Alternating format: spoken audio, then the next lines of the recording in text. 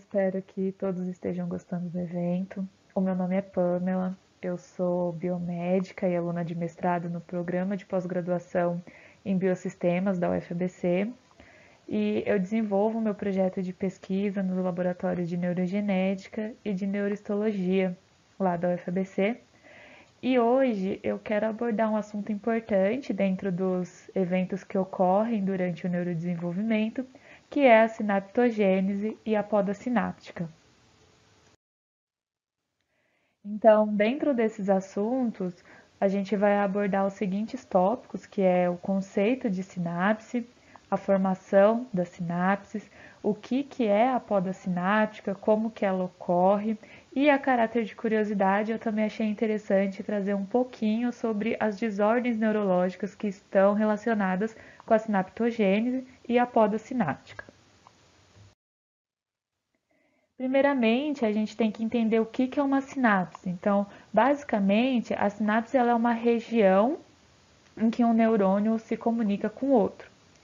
E não apenas isso, mas a gente pode também ter um neurônio se comunicando com uma célula do tecido periférico, ou seja, que não o cérebro ou a medula espinal. E aí a gente pode citar como exemplo de tecido periférico as células que vão constituir os músculos, tendo ali o papel, né, então, de estimular a contração ou o relaxamento desse músculo, e também as células que podem compor ali as glândulas, como o pâncreas, a tireoide e outras células glandulares.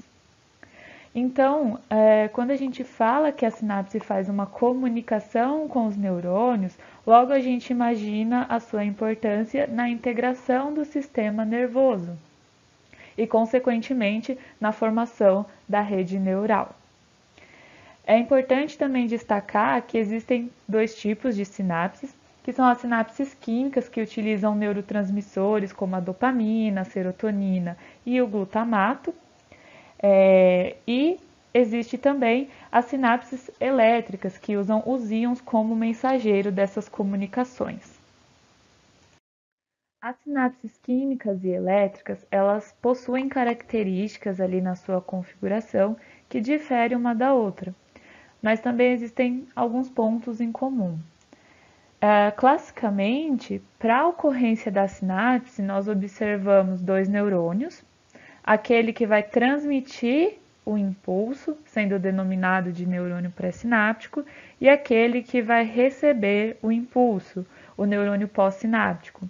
A sinapse, então, ela é o ponto de comunicação entre o terminal sináptico presente no neurônio pré-sináptico com o terminal pós-sináptico do outro neurônio. E aqui, entre esses dois terminais, ou também denominados de botões sinápticos, onde são liberados os neurotransmissores, a gente tem a fenda sináptica. Então, agora que a gente entendeu o que são as sinapses, a gente precisa entender a sua formação. E para isso, a gente também precisa entender por que a sinapse é importante. Então, ela tem um envolvimento muito importante no aprendizado e na formação de memória. Ela começa a se originar, né, esse evento denominado sinaptogênese. Então, a formação das sinapses dão início no período de vida pré-natal. Então, ali pela 15ª, 16ª semana após a concepção, então embrionário, né, o período de vida embrionário, a gente tem o início da sinaptogênese, que vai ter o seu pico de ocorrência. Então, quando a gente vai ter uma intensificação dessa sinaptogênese conforme vai se passando o tempo, e o seu pico se dá ali no segundo, terceiro ano de vida pós-natal, né, o que corresponderia ali à primeira infância. E de uma forma menos intensa, a sinaptogênese continua ali até aproximadamente os 18 anos de vida pós-natal. Em paralelo, a gente tem um outro evento iniciando aqui, quando a gente tem esse pico da sinaptogênese, que é o pruning sináptico, ou a poda sináptica, que se inicia então lá pelo segundo, terceiro ano de vida pós-natal e vai continuar até a vida adulta. Falando um pouco sobre como as sinapses se formam, existem diferenças entre a formação das sinapses do sistema nervoso central e do sistema nervoso periférico, que a gente vai explorar brevemente. Muito daquilo que a gente sabe hoje em dia sobre a origem das sinapses veio de estudos sobre junções neuromusculares. Tanto é que aqui eu trouxe um exemplo justamente de sinapse de junção neuromuscular, na junção neuromuscular. Tanto é, aqui a gente tem uma membrana da célula muscular, aqui a gente tem um cone de crescimento do neurônio que vai fazer parte da inervação dessa célula muscular. E basicamente, primeiramente o que ocorre é que esse cone de crescimento secreta proteínas que vão se ligar a receptores que estão presentes ali na membrana da célula muscular. Isso vai levar ao agrupamento ao recrutamento e agrupamento de receptores que vão ser responsivos a neurotransmissores que virão desse terminal axonal. E aqui ao ladinho eu coloquei uma imagem do que seria um cone de crescimento, chamando a atenção aqui para os filopódios, que serão vistos no próximo slide. No sistema nervoso central, existem então diferenças na formação da sinapse, e aqui eu destaco aqui são as moléculas que vão participar desse evento. E para sua formação, para a sinaptogênese ali, existem estudos feitos em cultura de tecido que mostram que aqueles filopódios, esses filopódios aqui presentes no cone de crescimento, eles estão ali continuamente em formação, né? Eles vão se retraindo a partir dos dendritos que procuram por inervação. E a sinapse ela vai se formar quando uma dessas protrusões dendríticas entra em contato com o axônio que esteja cruzando aqui o seu caminho.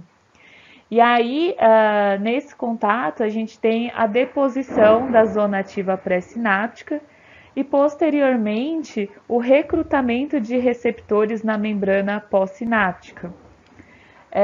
Vale ressaltar também que vai participar aqui da formação dessa sinapse, moléculas de adesão que são expressas tanto pela membrana pré quanto a membrana pós-sináptica para ancorar essa sinapse formada. Nós vimos então que a sinaptogênese tem o seu início na vida pré-natal e ela se estende até o início da vida adulta. Durante a infância e a adolescência, algumas sinapses são perdidas, enquanto que outras vão amadurecer e vão ser mantidas, sustentadas ali principalmente pelas experiências que nós vamos obtendo com o passar do tempo. E isso acaba fortalecendo então as sinapses, enquanto que aquelas que são menos utilizadas, as sinapses que são menos utilizadas, elas recebem então menor atividade e por isso elas são eliminadas ou podadas. Então a gente tem o evento de poda sináptica. Então, esse processo de poda sináptica é extremamente importante para fazer um refinamento da rede neuronal. Existem dois fatores que vão influenciar a poda sináptica. O primeiro ali, e num primeiro momento, que é o período pré-natal e neonatal e logo na primeira infância, o que tem uma influência muito forte na atividade de poda sináptica é a genética. Então, ocorre ali uma poda fisiológica que é importante naquele momento, dirigida pela genética, por genes específicos que vão levar a essa poda. Justamente porque ocorre uma produção muito intensa das sinapses, né? Até a primeira infância ali, onde ocorre aquele pico da sinaptogênese, há uma produção muito intensa, muitas sinapses sendo formadas e essa poda acaba sendo muito importante, principalmente porque algumas dessas sinapses não são sinapses adequadas de se estarem presentes ali na rede neuronal para o seu correto funcionamento. Para o cérebro funcionar direitinho, é preciso que algumas sinapses essas sinapses ambíguas, sinapses errôneas sejam eliminadas. Além de que a retirada do excesso de sinapses também libera um certo espaço para que novas sinapses sejam formadas. Mais tarde, então, né, naquele período pós-natal, um pouco depois dos 3 anos de vida, o que vai influenciar muito na poda sináptica é a vivência do indivíduo. Então, o que ele aprende, o que ele memoriza. E, a grosso modo, a gente pode até trazer um exemplo que seria aprender uma habilidade. Então, digamos que você aprendeu uma habilidade e você nunca mais utilizou. Então, aquelas sinapses, elas que foram montadas, que foram formadas para aquela habilidade, elas são eliminadas, porque o seu cérebro entende que você não vai mais precisar daquelas sinapses, porque você não vai mais fazer aquele exercício que precisa daquela habilidade. A poda sináptica, ela vai ocorrer ali, né, ela vai ser feita por duas populações celulares que residem no sistema nervoso central, que é a microglia e os astrócitos. Essas populações celulares têm um papel importante metabolicamente, imunologicamente e fazem então também ali o seu papel na eliminação de sinapses. Tratando da microglia, existem dois mecanismos que têm sido estudados. O primeiro é via fractalcina, no qual aquela membrana, uma membrana sináptica, vai expressar essa proteína chamada fractalcina, e aí a microglia, que tem o receptor dessa fractalcina, vai engolfar aquele terminal sináptico para eliminar essa sinapse. Outro mecanismo é através do sistema complemento, que pertence ao sistema imunológico, é uma cadeia de proteínas que pertencem ao sistema complemento, e algumas dessas proteínas são expressas ali no terminal sináptico, são reconhecidas pela microglia, que vai ter um receptor específico para aquele proteína do sistema complemento, vai fazer um engolfamento daquele terminal sináptico e eliminar também a sinapse. A outra célula que eu comentei, então, participar da poda sináptica são os astrócitos, e uma das hipóteses levantadas acerca dos astrócitos é que eles possuem receptores que vão reconhecer aqui proteínas específicas presentes no terminal sináptico, vão fazer aquele engolfamento do terminal sináptico para eliminar a sinapse. E, mais recentemente, uma teoria que vem sendo levantada é a troca de informações entre a microglia e o astrócito, que pode acabar levando também à poda sináptica. E para finalizar, eu trouxe 2 exemplos de desordens do neurodesenvolvimento que têm sido bastante relacionados com os processos que a gente abordou aqui.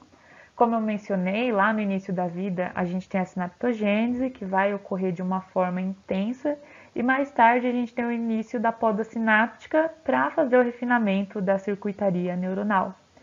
Mas quando por algum motivo ocorrem falhas ali na poda, a gente pode ter uma diminuição ou aumento desse evento, e aí problemas acabam surgindo a partir disso.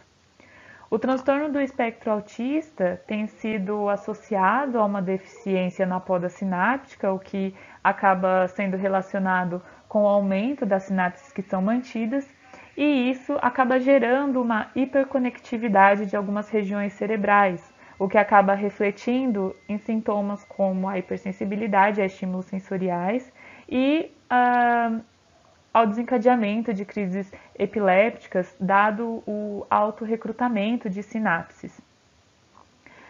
Contrário a isso, né, a gente tem aqui a esquizofrenia, que está relacionado ao aumento da poda sináptica, levando à diminuição das sinapses, causando prejuízos cognitivos que são característicos dessa desordem. Essas são as referências que eu utilizei para essa aula. E é isso, muito obrigada. E se vocês apontarem a câmera do celular de vocês para esse QR Code, serão direcionados para uma atividade super divertida sobre o tema dessa aula.